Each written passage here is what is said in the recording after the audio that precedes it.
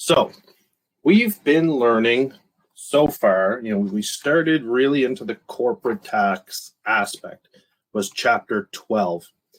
We went all through the calculation of taxable income and tax payable through those, the basic tax rates and all those reductions to your tax payable. What we were working on in chapter 12, just going to write this down here.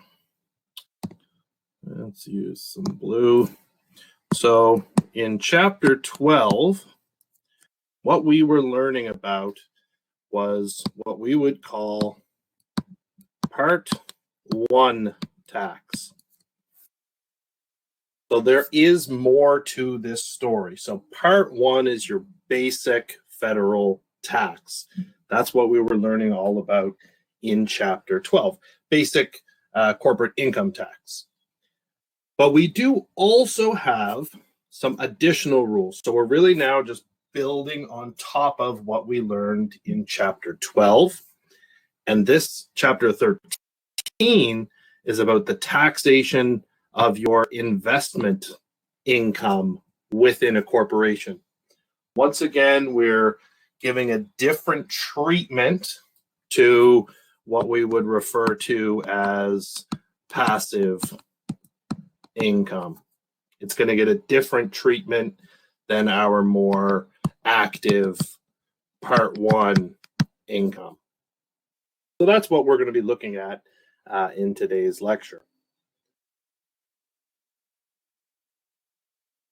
This one's going to be pre-recorded. As you already know, you're listening to a pre-recorded. If you have any questions as you're listening to the pre-recorded lecture, please make sure to feel free to just go ahead and put that into an email, send it to me, and I'll get back to you with an answer as soon as possible if there's any parts that didn't make sense or you need a little more clarification on. So one of the topics we've kind of alluded to or mentioned before in Tax 1 and Tax 2 is this concept of integration. So if we have this second layer of a corporation being involved, we have our income, the source of income coming from, some sort of generated income. Does it go directly to the taxpayer? Right? If you imagine this as the taxpayer. So does that income go directly to the taxpayer? Or, as we get into in Tax 2, is this being filtered through another legal entity, being a corporation? If the income goes direct, or if it follows this path, are we getting the same amount after tax? That's the concept of integration. Now, we aren't in a perfectly integrated system. The system's too complicated to allow for that, meaning we have too many different complications, but we still strive towards that perfect integration. So this extra tax on investment, or this different tax on investment income, plays a part of a role in integration. One of the big things with this integration is the timing of the income. We learned back in Tax 1 when income is earned straight through, say, employment, things like that, it gets taxed right away when you receive it. If the income comes into a corporation first, we have to pay corporate tax, but we don't pay the personal tax until it's then paid to the taxpayer. So we could find a timing difference. And that's one of the big things that can affect integration. That timing difference, the income coming in different amounts at different times, at different rates, causes it to be impossible to have perfect integration, but the system's set up to do the best that it can to keep this the same. We've also talked about splitting income between taxpayers. That would be other when you have one income source, but it's getting split to different taxpayers through the use of a corporation. So there's lots of things battling against that concept of perfect integration.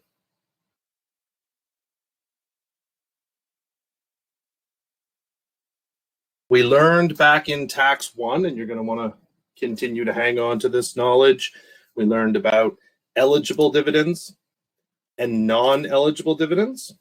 So we're going to expand on or continue to use some of this information.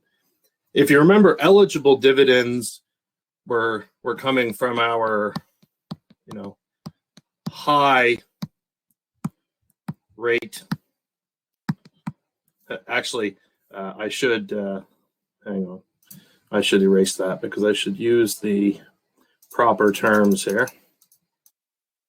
It's the high one, but this is what comes from your general rate income pool.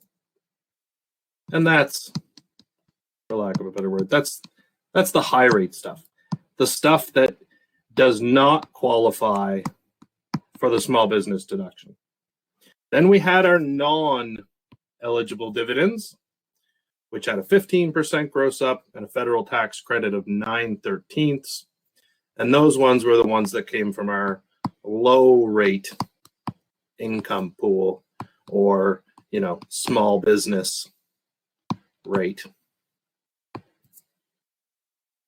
So because the income came in to the corporation and was taxed at either that general rate or the lower rate, it has to flow to the taxpayer based on which rate was used, so that we can keep this integration. Another concept with this is that income earned has to keep its characteristics as it flows through, right? If the income is capital gains, those characteristics should flow through as it comes to the taxpayer. This is also a concept we'll learn about when we talk about partnerships.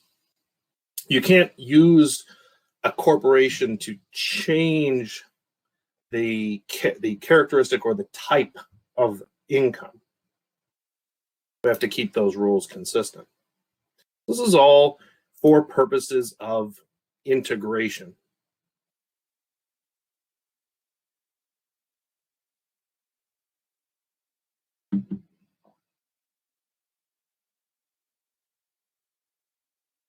So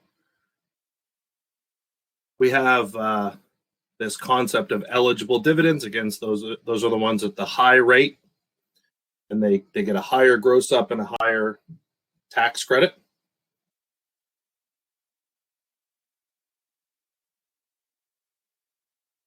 Basically, the concept there is the taxes that have already been paid. We learned about this before, right? So the gross up is to show that the taxes that have already been paid come packaged with that income to the individual. And then the tax credit is to show we already paid some taxes, because we also don't want to have to pay the same tax twice. So we have to factor both of those parts in.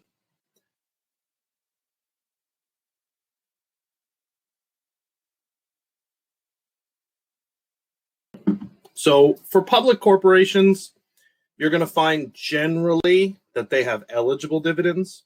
And for CCPCs, you're going to, Canadian Controlled Private Corps, you're going to see that they're generally non-eligible. However, each of those will have balances. These guys will have balances from the low rate, and these guys could potentially have balances from the higher rate, from the general rate. So that's just speaking in generalities, but they both can have a mix.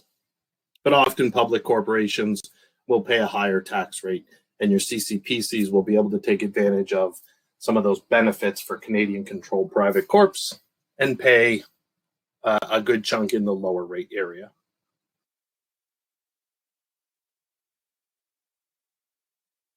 So that whole concept was from back in Chapter 7. So if you need to give yourself a little refresher on that, that stuff's available to you. I believe everybody has access to the Tax One textbook as part of this whole package. So if it's been a little while since you've looked into that topic, you could do a little refresher there in Chapter 7.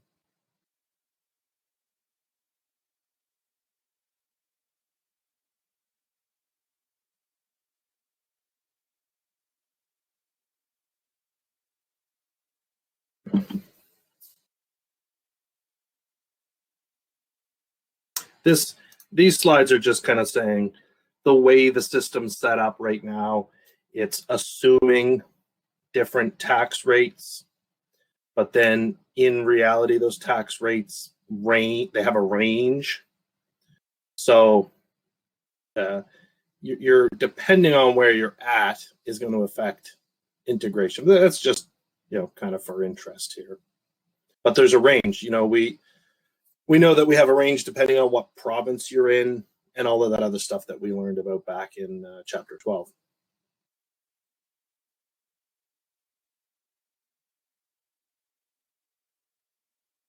So I'll just kind of scoot through that part. Okay, so that's the lay of the land, what we're talking about here. That's just kind of setting the table. Some of that's refresher from Tax 1. So we said that we covered Part 1 tax in Chapter 12. We also have, so Part 1 basic income tax. We also have some other stuff going on here. We potentially have some refundable taxes on our investment income in a corporation.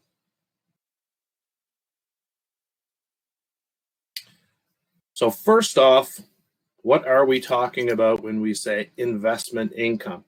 We have this concept of aggregate investment income. What is our definition? Well, this includes net taxable capital gains for the year. So net reduced by any net capital loss carryovers that we chose to deduct. So whatever happened in the current year, again, net, that's your gains minus your losses in the current year. That gives you your net number. And then we're reducing that by any carryovers that we chose to use. If we didn't choose to use them and we still have them, sitting to the side waiting, those ones we're not worried about, just the ones we decided to deduct. So that's one. So basically our capital gains stuff is included here. Interest, rents, and royalties.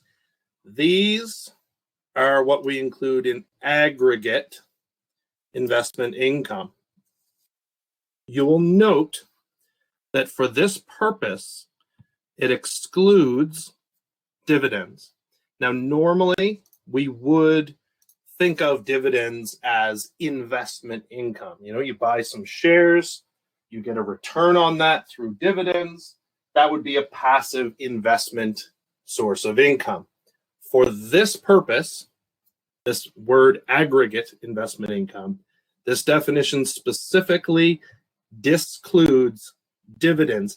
And the dividends we're talking about are the dividends which are deductible in computing our taxable income, right? So we learned about those in Chapter 12. If they're taxable, or if they're dividends that came from a taxable Canadian corporation, we don't, and they're coming to another corporation, we don't tax them in the middle. Otherwise, we would be messing with that integration. We would be doubling up the amount of tax. So in other words, if a corporation has earned income and paid their tax, and then they want to just transfer that net, income through the form of a dividend, that after-tax income in the form of a dividend to another corporation, that just slides over to that corp. Then when that corp pays it to an actual tax-paying individual, a human, then the other part of the tax is paid.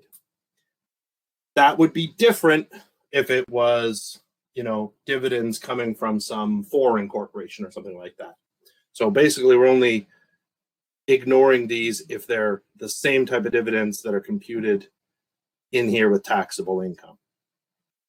So it's a little different than our everyday concept of investment income. This is called aggregate investment income.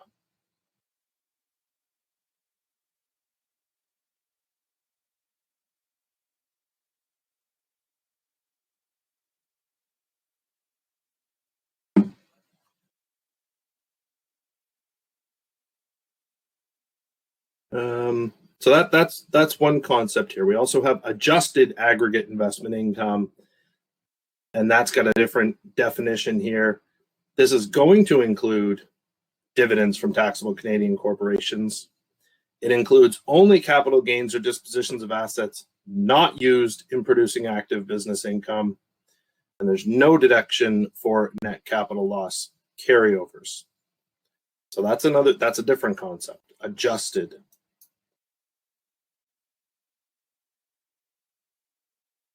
So let's get down to actually talking about some of these taxes. We have one here, ART, or A-R-T, Additional Refundable Part 1 Tax on Investment Income.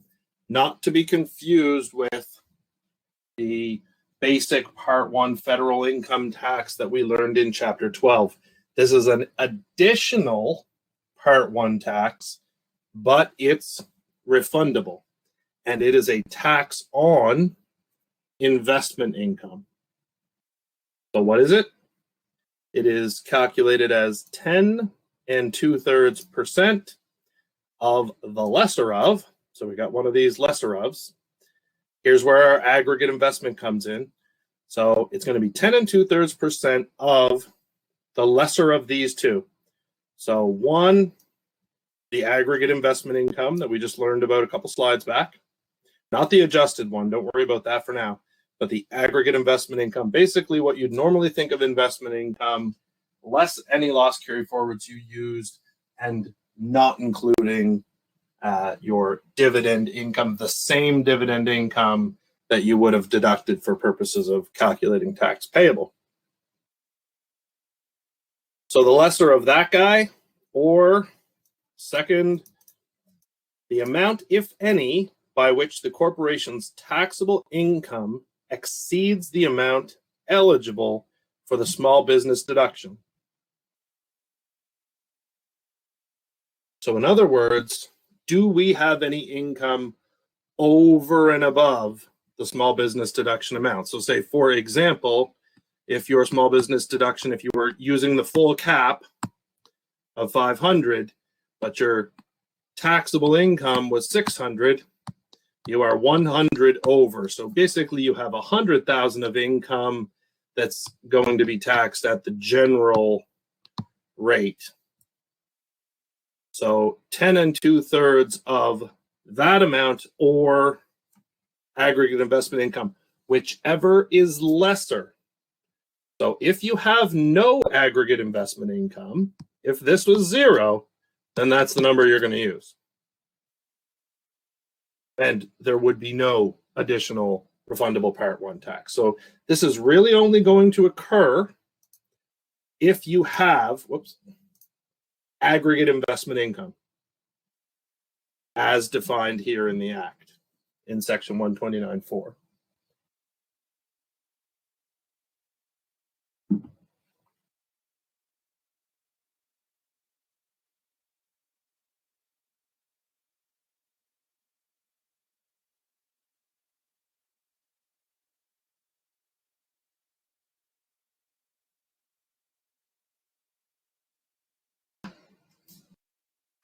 So this refundable, and we will get to that, this refundable Part 1 tax on investment income is 10 2/3 of the lesser of those two.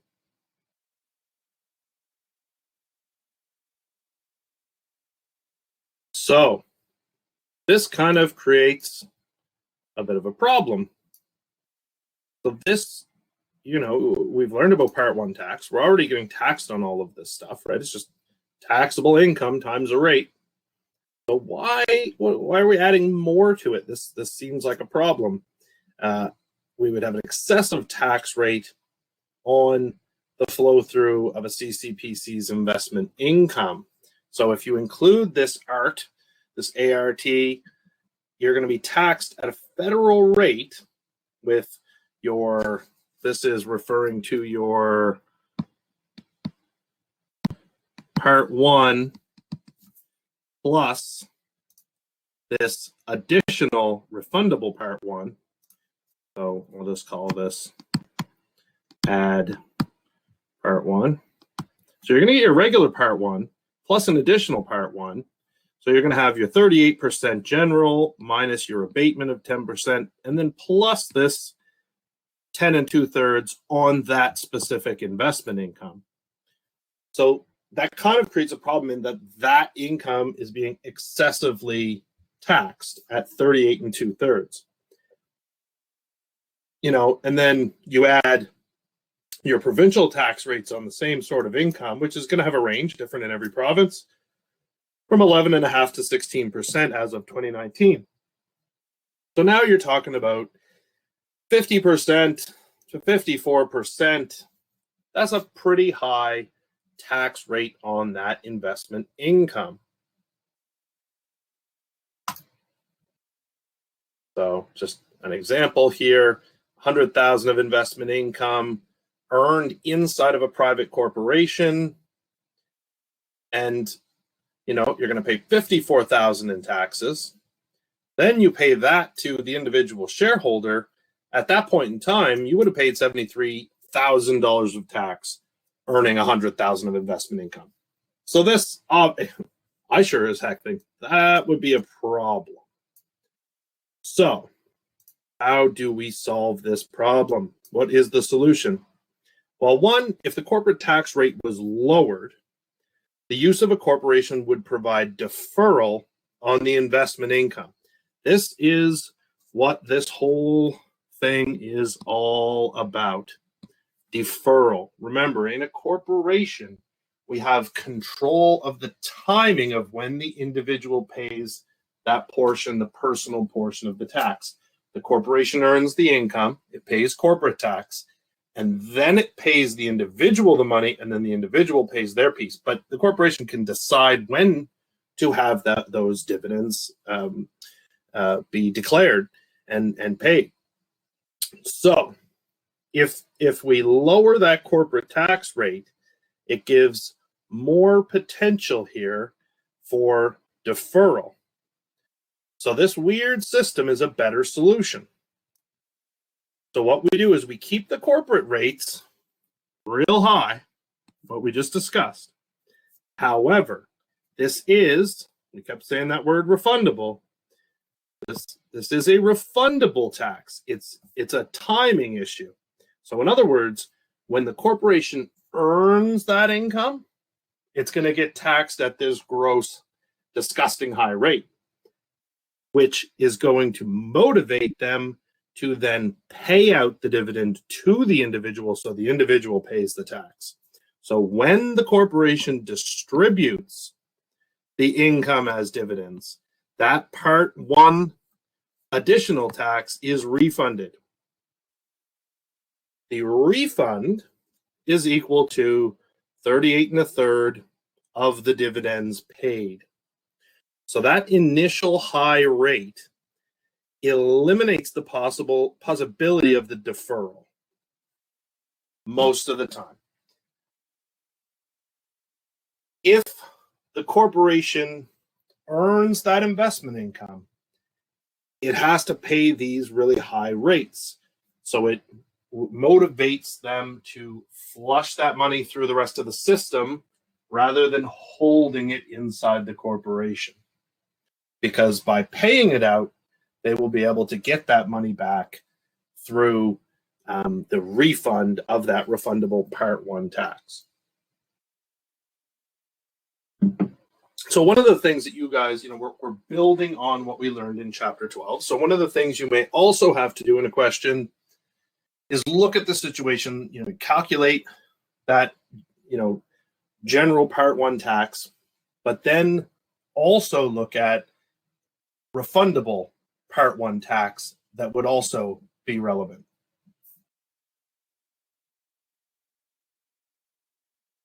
So here's a little example. We have our corporate income at 100,000. That gets taxed at 54%. Then we have a balance before the refund. Well, then we get a refund. That refund was this maximum. So if we just go back one here, just as a reminder. So the refund is equal to 38 1/3 of the dividends paid. So here's where dividends paid matters in the question. You may be looking at a question where the company has earned dividends and also paid out dividends. So you have to make sure you know what you're looking at.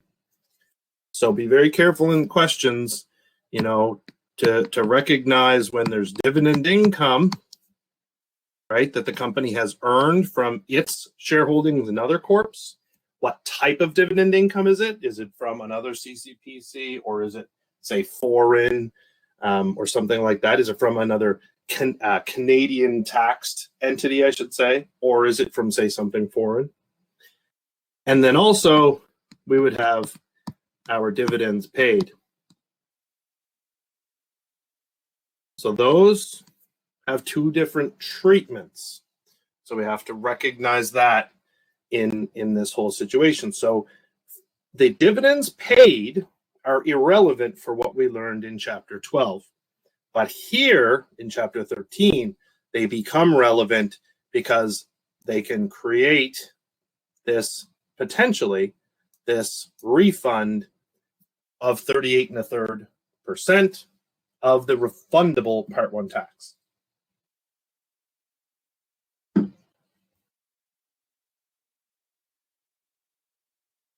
So here, the dividend was 74,594. So when we multiplied 38 1/3% by the dividend, we got 28,594. That was our dividend refund. So you have the tax at 54, but then we have a refund. That's why we had enough money left to pay out a dividend of 74,594. So basically, this puts us at the end of the day, if we flush out, meaning pay all of that investment income out to the shareholders, then this reduces the overall tax rate in this scenario here to 25.4%. So this is a Part 1 refundable tax. It's an additional refundable Part 1 tax. So it's a little bit extra or a lot bit extra, depending on, again, if you have no aggregate investment income, then it's just a zero.